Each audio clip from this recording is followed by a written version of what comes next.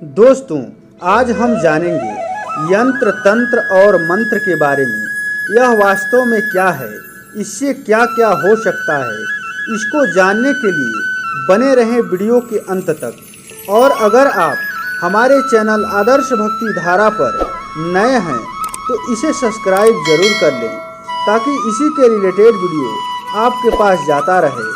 दोस्तों, दुनिया में बहुत सारे आडंबर हैं और इन आडंबरों को दूर करने के लिए यंत्र तंत्र और मंत्र क्या है, इसे समझना बेहद आवश्यक है।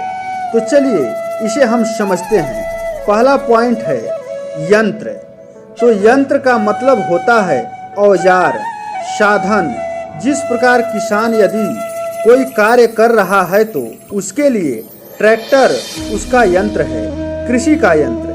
उसी प्रकार बॉर्डर पे सैनिक भाई तमाम तरह के हथियार, बंदूक, तोप, गोला बारूद, बम का इस्तेमाल करते हैं। उसी तरह हम कहीं आने जाने के लिए साइकिल, मोटरसाइकिल, बस, गाड़ी का इस्तेमाल करते हैं। यह भी एक यंत्र है।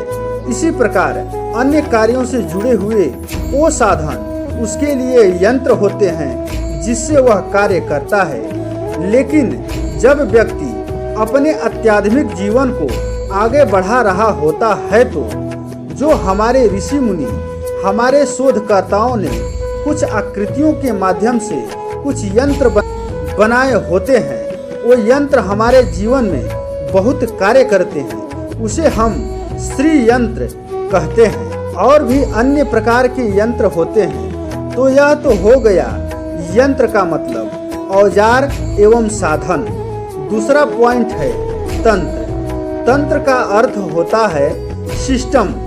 जिस प्रकार हम पाचन तंत्र बोलते हैं, हम भोजन करते हैं और हमारे शरीर का जो अंग भोजन पचाने का कार्य करता है उसे हम पाचन तंत्र कहते हैं। उसी प्रकार देश को चलाने के लिए तंत्र की आवश्यकता पड़ती है, जैसे प्रजातंत्र, लोकतंत्र, राजतंत्र। तो यहाँ हमारा शरीर हमारा सिस्टम है। इसलिए अगर आप आध्यात्मिक जीवन में ऊंचाइयों पर जाना चाहते हैं या फिर कुछ सुपर नेचुरल पावर है उसको अगर आप विकसित करना चाहते हैं तो हमारे अध्यात्म में ऋषि मुनि द्वारा दिए गए उन तंत्रों को जागृत करके उन ऊंचाइयों पर पहुंचा जा सकता है।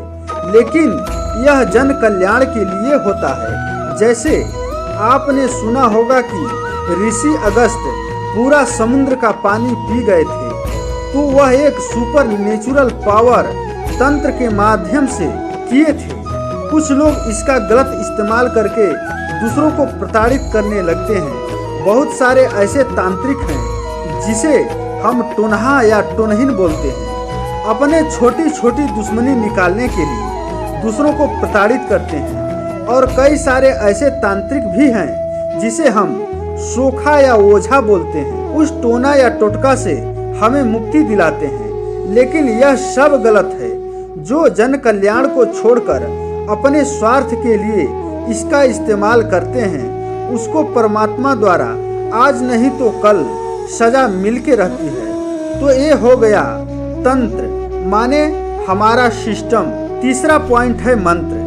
मंत्र का यह अर्थ नहीं होता कि संस्कृत के कुछ शब्दों का समुच्चय बन जाए।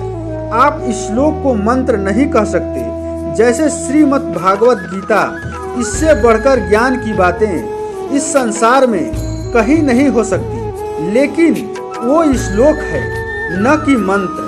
और वेद में लिखी हुई जो मंत्र हैं उसे हम श्लोक नहीं कह सकते, क्योंकि मंत्र जब हम स्वस्वर बोलते हैं, उच्चारण करते हैं, उन मंत्रों का उच्चारण करते हैं तो फिर आपके अंदर विभिन्न प्रकार के शक्तियों का जागरण होना प्रारंभ हो जाता है। आप परमात्मा से जुड़ना शुरू हो जाते हैं। मंत्र का अर्थ भी हो सकता है, पर यह जरूरी नहीं कि मंत्र का अर्थ हो ही।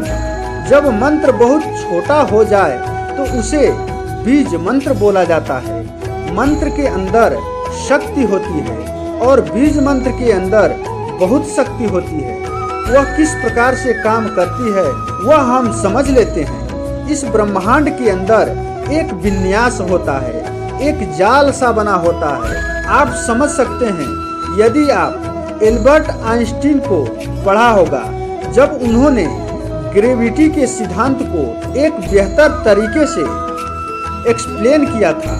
अब विन्यास को स्पंदित करने की क्षमता जिन मंत्रों में होती है या जिन अक्षरों में होती है, जिन बीज मंत्रों में होती है, उनके स्पंदन के अनुसार वो उसी प्रकार से कार्य करते हैं और आपके जीवन में चमत्कार होने लगते हैं। यह एक विज्ञान है, लेकिन यदि कोई व्यक्ति, दुष्ट व्यक्ति इसका दुरुपयोग करने का कोशिश करता है या फिर पाखंड फैलाने की कोशिश करता है, ऐसे में यह जो तंत्र हैं, यह जो मंत्र हैं, यह जो यंत्र हैं, यह बदनाम हो जाते हैं और अच्छे और समझदार लोगों का विश्वास इन चीज़ों से उठ जाता है। लेकिन यह मंत्र तभी आपके साथ कार्य करते हैं जब आपके अंदर आस्था और विश्वास हो। आशा करता हूँ कि आप यंत्र, तंत्र और मंत्र के विषय में समझ गए होंगे, और अगर आपको यह वीडियो अच्छा लगा हो तो एक लाइक कर दीजिए और अपने प्रियजनों को शेयर जरूर करें ताकि सभी लोग समझ सकें। धन्यवाद।